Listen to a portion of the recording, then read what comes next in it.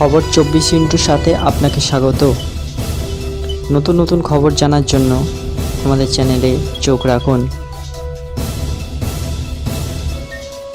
নমস্কার দর্শক বন্ধুরা, স্বাগত আমাদের এই চ্যানেলে। শুরু হলো সাংসদের বাদল অধিবেশন। আগামী সংসদে পেশ করা হবে কেন্দ্রীয় বাজেট।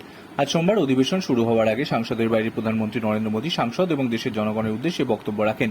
প্রধানমন্ত্রী মোদী বলেন, দেশবাসীরা আমার জন্য যেসব পাঠিয়েছেন দলের জন্য যায়, এই সাংসদ দলের জন্য নয়, দেশের জন্য।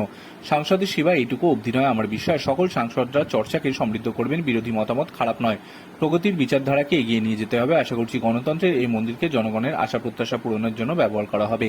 যারা প্রথমবার সংসদে এসেছেন তাদের সুযোগ দিন, চর্চায় অংশ নিতে দিন।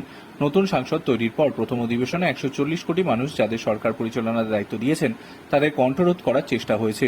1.5 ঘন্টা দেশের প্রধানমন্ত্রীর কণ্ঠরোধ করার চেষ্টা হয়েছে। এর মধ্যে কোনো অনুতাপ নেই ওদের মধ্যে। অত্যন্ত দুঃখের সঙ্গে বলছি, 2014 সালের পর কোনো সাংসদ 5 বছর কাজ করছেন বা 10 বছর কাজ করছেন, কিন্তু তারা সংসদে নিজের ক্ষেত্র নিয়ে বলার সুযোগ পাননি কিছু দলের রাজনীতির জন্য। সংসদের গুরুত্বপূর্ণ সময় নষ্ট করা হয়েছে নিজেদের রাজনৈতিক ব্যর্থতা ঢাকার জন্য।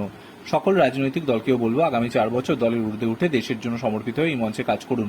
2029 সালে জানুয়ারি মাসে যখন নির্বাচন হবে তখন সংসদ ব্যবহার করে 6 মাস যা খেলার খেলে নিন, কিন্তু তার আগে অবধি দেশের গরিব, যুব, কৃষক, মহিলাদের সহযোগিতার জন্য কাজ করুন। দেশের সকল সাংসদদের কাছে অনুরোধ রাখছি, গত জানুয়ারি মাস থেকে যতটা সামর্থ্য ছিল তাই নিয়ে লড়েছি। জনগণকে যা বলার বলেছি। কেউ রাস্তা দেখানোর চেষ্টা করেছে, কেউ দিকভ্রান্ত করার চেষ্টা করেছে। এখন সেই অধ্যায় শেষ হয়েছে। দেশবাসী নিজেদের মতামত জানিয়েছে। এবার সাংসদ রাজনৈতিক দলগুলির দায়িত্ব হলো আগামী 5 বছর দেশের জন্য লড়াই করা, এক হয়ে লড়াই করা।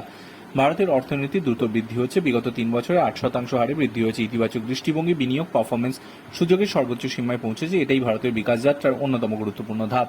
অমৃতকালের অন্যতম গুরুত্বপূর্ণ অংশ এই বাজেট। আমরা 5 বছর সুযোগ পেয়েছি। আজকের বাজেট সেই 5 বছরে কাজের দিশা স্থির করবে এবং 2047 সালে যখন স্বাধীনতার 100 বছর হবে তখন বিকশিত ভারতের মজবুত ভিত তৈরির লক্ষ্য নিয়েই আমরা বাজেট পেশ করব। এই সংসদ অধিবেশনের অত্যন্ত গুরুত্বপূর্ণ পর্যায় হিসেবে দেখছি প্রায় 60 বছর পর কোনো সরকার তৃতীয়বার ক্ষমতায় এসেছে এবং বাজেট পেশ করার সুযোগ পেয়েছে। দেশবাসীকে এটি অত্যন্ত গর্ব হিসেবে দেখছি। আমি যে গ্যারান্টি দিয়েছি সেই গ্যারান্টি পূরণের লক্ষ্য নিয়ে এগোচ্ছি আমরা। Bureau report.